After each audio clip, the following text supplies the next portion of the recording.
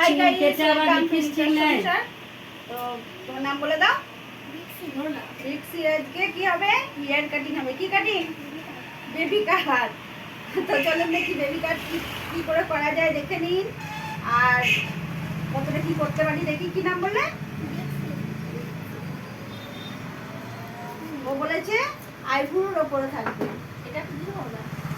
তো মাপটা আমি একটু জাস্ট বড় নিচ্ছি, যদি কিছু এদিক ওদিক হয় তাহলে শেপটা ঠিকঠাক করতে পারবো। দেখি দাও, যদি কেউ নতুন হন তাহলে দেখুন কত কি ঘুষ দিতে হচ্ছে রাহিকে। এখন হলো লিপস্টিক। হেভি লাগছে, হেভি লাগছে। কেমন লাগছে? ঘরে এত কথা, বাইরে কথা কেটে ছাড় না করে লিপস্টিক লাগিয়ে দিয়েছে। যদি কেউ কারো নতুন হাত হয় তাহলে চুলটা এইভাবে দুভাগ করে নিলে এখান থেকে কাটা সুবিধা হবে, এই জায়গা থেকে। আর যদি কেউ কাটতে পারেন তাহলে তো অবশ্যই ভালো। চলো ঘর চলো। বেশ থাকো, ওর দিদি কাছে থাকো, আমরা চলে যাচ্ছি।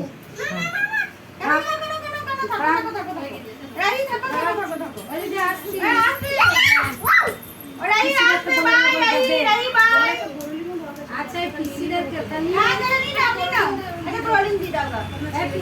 বল যাচ্ছি, যাবে না, তুমি তো দেবে, ওর পাবে না।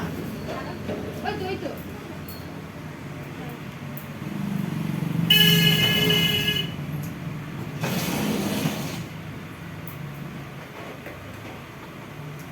সোনাকে দিবি না?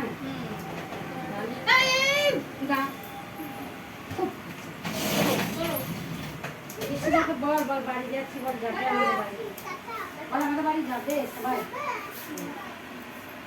হ্যাঁ তুমি আসবে। কত কথা, ওইটাই আমার ছেলে বলে গো, যে এত বাড়িতে কথা বলে, বাইরে পিসি দেখো, বল আসবে, যাবে আমাদের বাড়ি। তুমি আমরা আসবে। আমি তো বলেছি তাই তো, আর কবার বলবে? সত্যিই তো। হ্যাঁ বলতা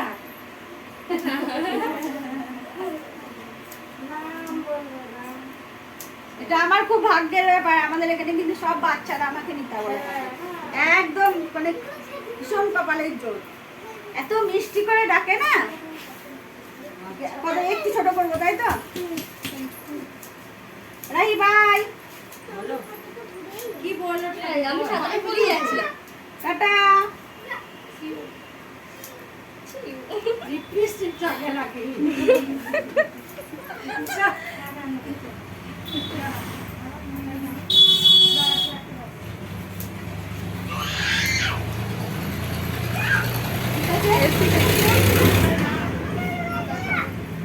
আর এদিকটাই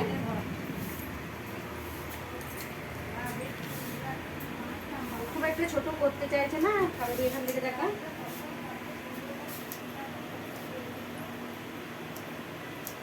হেয়ার কাটিং এই ভিতরটা থেকে নিতে হবে, তাহলে কি হবে, চুলের গ্রোথটা একটু ভালো বোঝা যায়, খুব পারা লাগে। এইভাবেই চলবে পুরোটা রাউন্ড।